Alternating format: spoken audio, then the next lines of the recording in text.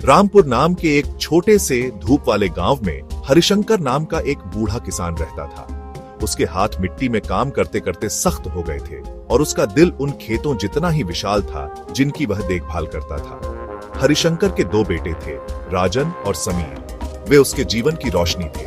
राजन शहर की तरफ। राजन ने अपना बैग पैक किया। उसने अपने पिता से वादा किया कि वह उन्हें गर्व महसूस कराएगा। समीर खेतों में। उसे जमीन से गहरा प्यार था। उसने पिता के रास्ते पर चलने का फैसला किया। राजन का शहर में जीवन एक खड़ी फिसलन भरी पहाड़ी पर लगातार चढ़ाई था। वह दिन रात काम करता था। वह प्रॉपर्टी का सपना पालता रहा। Contract, loan. धीरे धीरे उसने अपना रियल एस्टेट बिजनेस बनाया। बेईमान पार्टनर थे जिन्होंने उसे धोखा दिया और मार्केट में गिरावट भी आती थी जो उसकी बचत को खत्म करने की धमकी देती थी। वह अक्सर खुद को अपने छोटे से अपार्टमेंट में अकेला पाता था। उसे गांव के जीवन की साधारण खुशियां याद आती थी।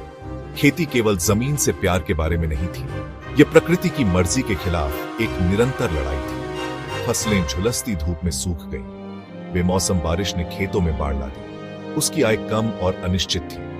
कई बार उन्हें गांव के साहूकार से पैसे उधार लेने पड़ी डीते थे। एक फोन कॉल ने दोनों भाइयों की दुनिया की नाजुक शांति को तोड़ दिया। राजन, तुम्हारे पिता बहुत बीमार हैं। वे खेतों में गिर गए। राजन ने रामपुर वापस जाने वाली पहली बस पकड़ने के लिए दौड़ा। यात्रा दर्दनाक रूप से लंबी महसूस हुई। जब राजन गांव पहुंचा तो वह जो देखकर हैरान रह गया। उसके पिता हरिशंकर एक साधारण खाट पर लेटे थे। उनका चेहरा पीला था और उनकी सांसें उखड़ रही थी। उसकी मां बिस्तर के पास बैठी थी। समीर एक कोने में खड़ा था। डॉक्टर ने कहा कि हरिशंकर का दिल कमजोर था। उन्हें शहर के अस्पताल में उचित चिकित्सा की जरूरत थी जो वे बमुश्किल वहन कर सकते थे। उसने सब कुछ छोड़ दिया, अपनी मीटिंग्स, अपनी योजनाएं, अपने कारोबार के बारे में चिंताएं। संकट ने उनके मतभेदों को मिटा दिया और उनकी साझा मानवता को उजागर कर दिया था। राजन ने तुरंत कार्यभार संभाला। उसने अपनी बचत का इस्तेमाल अपने पिता को शहर के सबसे अच्छे अस्पताल में ले जाने के लिए किया। बस हार्ट मॉनिटर की लयबद्ध बीप को देखता रहता था तो उसे सोचने का समय मिला। उसने दूसरों के लिए प्रॉपर्टीज बनाई थी, लेकिन अपने परिवार के लिए प्यार और उपस्थिति से भरा घर बनाने में विफल रहा था। उसने इतनी स्पष्ट रूप से देखा, केवल भौतिक लाभ के लिए जिए गए जीवन का खोखलापन। उसके पिता होश में आने के क्षणों में कमजोर रूप से उसका हाथ पकड़ते थे। अपने भाई का ख्याल रखना, जमीन का ख्याल रखना। एक शाम दोनों भाई अस्पताल के कैफेटेरिया में एक साथ बैठे थे। उनके बीच एक साझा खामोशी थी। राजन ने अपनी एकाकीपन कबूल की। समीर ने अपने डर को स्वीकार किया। वे अब दो भाइयों के रूप में बात कर रहे थे जो दोनों जीवन से विनम्र हो गए थे।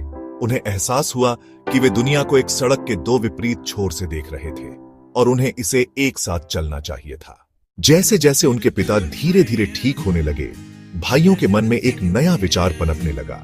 उन्हें एहसास हुआ कि उनके व्यक्तिगत कौशल विरोधी नहीं, बल्कि एक पूरे के दो आधे हिस्से थे। राजन ने आधुनिक खेती की तकनीकों पर रिसर्च करना शुरू किया। ड्रिप इरिगेशन, ऑर्गेनिक खाद और उच्च उपज वाली बीज किस्में। उसने अपने बिजनेस कौशल का उपयोग कृषि नवाचार के लिए डिजाइन किए गए एक छोटे सरकारी लोन को सुरक्षित करने के लिए किया। वह अब ईंटों और सीमेंट से नहीं, बल्कि ज्ञान और कल्पना से निर्माण कर रहा था। एक साथ उन्होंने ड्रिप इरिगेशन स्थापित किया और वर्मी कंपोस्ट बनाया। समीर ने अपनी जमीनी समझ से योजनाओं को आकार दिया। उन्होंने टमाटर से शुरुआत करने का फैसला किया। वे सबसे अच्छे ऑर्गेनिक टमाटर उगाएंगे और फसल के एक हिस्से को टमाटर प्यूरी में बदल देंगे, सरल पैकेजिंग के साथ। उनकी नई शुरुआत के बाद की पहली फसल देखने लायक थी। खेत पहले से कहीं ज्यादा हरे भरे थे। भाई खेतों में कंधे से कंधा मिलाकर काम करते थे। राजन अपने हाथ गंदे करने से नहीं डरता था। समीर राजन के टैबलेट पर बाजार के रुझानों के बारे में सीख रहा था। उनके छोटे बिजनेस वेंचर रामपुर प्योर ने उड़ान भरी। उन्होंने पैकेजिंग में ग्रामीणों को भी काम पर रखा। टमाटर प्यूरी शहर में लोकप्रिय हो गई। लोग स्वाद और उसके पीछे की कहानी पसंद करने लगे। उनकी आय अब स्थिर और पर्याप्त थी। वे पुराने कर्ज चुका पाए और खेत में निवेश किया। उनकी सफलता रामपुर के अन्य किसानों के लिए प्रेरणा बन गई। हरिशंकर पूरी तरह ठीक हो गए थे और गर्वित थे। उनका परिवार न केवल जीवित था, वह फल फूल रहा था। वे रात के खाने पर योजनाएं और चिंताएं साझा करते थे। हरिशंकर और उनके दो बेटों की यात्रा रामपुर में सभी के लिए एक जीवंत सबक बन गई। यह एक सरल फिर भी गहरा कहानी थी। इसने दिखाया कि प्रगति और परंपरा दुश्मन नहीं है, वे सबसे मजबूत सहयोगी बन सकते हैं।